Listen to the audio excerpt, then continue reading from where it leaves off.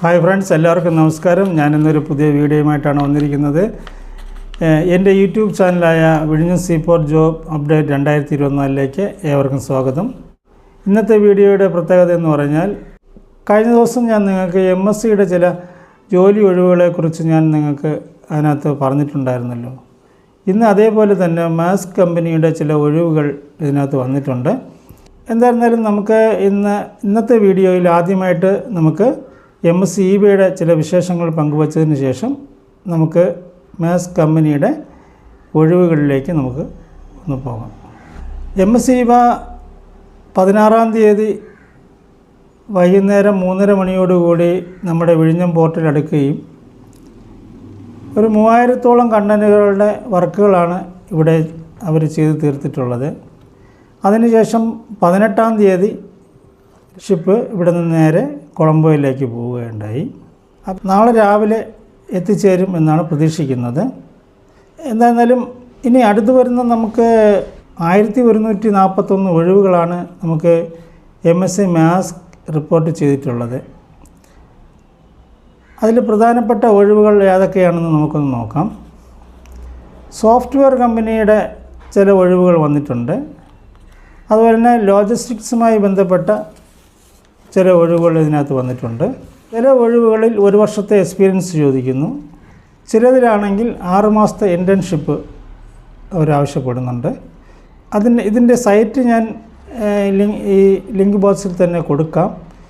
മറ്റ് വിവരങ്ങളൊക്കെ നിങ്ങളതിൽ നോക്കുക.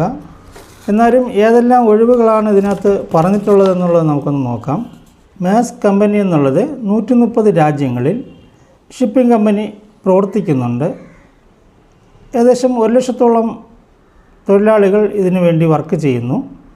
ഈ കമ്പനിയുടെ ചില ഒഴിവുകൾ നമുക്ക് ഒന്ന് പരിശോധിക്കാം. ലോജിസ്റ്റിക്സ്, സപ്ലൈ ചെയിൻ, ഫിനാൻസ് അനുബന്ധ മേഖലകളിൽ ബിരുദം നേടിയിട്ടുള്ളവരും MNC കമ്പനിയിൽ 1 വർഷത്തെ പരിചയമുള്ളവർക്കും 6 മാസം ഇൻറ്റേൺഷിപ്പ് ഉള്ളവർക്കും മൈക്രോസോഫ്റ്റ് ഓഫീസ് അറിയാവുന്നവരും Excel, power point, outlook, power BI, automation ആപ്ലിക്കേഷനുകൾ എന്നിവയെക്കുറിച്ച് അറിയാവുന്നവരും ഇംഗ്ലീഷ് സംസാരിക്കാൻ അറിയാവുന്നവർക്കും മറ്റുള്ളവർക്കുമായിട്ടാണ് ഈ ഒഴിവ്. സീനിയർ പ്രോസസ് എക്സ്പോർട്ട്, പിന്നെ വരുന്നത് പ്രോസസ് എക്സ്പോർട്ട്. അത് കഴിഞ്ഞുള്ളത് accountant associate SDP, finance accountant ഉള്ളവർക്കാണ്.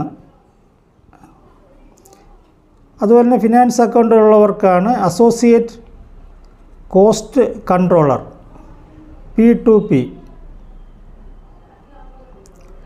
Business performance analyst അടുത്തതായിട്ട് ബിസിനസ് ഇൻ്റലിജൻസ് അനലിസ്റ്റ് ഉള്ളവർക്ക് അതിനകത്ത് അപേക്ഷ നൽകാം. കസ്റ്റമർ എക്സ്പീരിയൻസ് കൺട്രോളൻ്റായി ഉള്ളവർക്ക് അപേക്ഷ നൽകാം. ഇൻറ്റേൺ അങ്ങനെ ഇത് കൊടുത്തിട്ടുണ്ട്.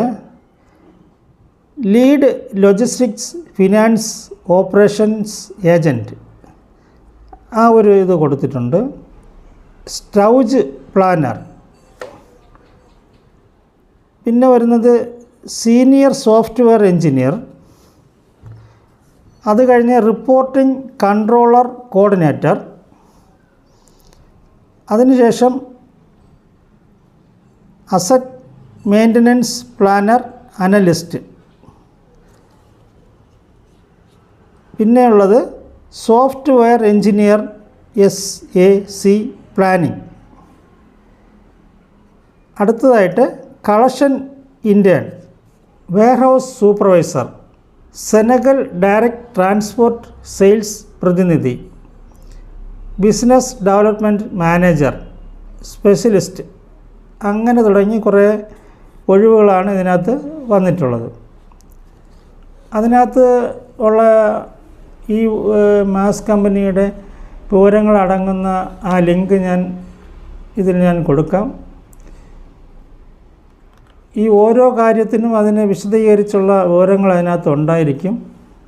അത് ഓരോന്നും നിങ്ങൾ അത് പരിശോധിക്കുക. പരിശോധിച്ച് നിങ്ങളുടെ ക്വാളിഫിക്കേഷൻ അനുസരിച്ച് നിങ്ങൾക്ക് അപേക്ഷ സമർപ്പിക്കാവുന്നതാണ്. മറ്റ് എക്സ്പീരിയൻസിൻ്റെ കാര്യങ്ങളും മറ്റു വിവരങ്ങളും ഇതിനകത്ത് തന്നെ കൊടുത്തിട്ടുണ്ട്.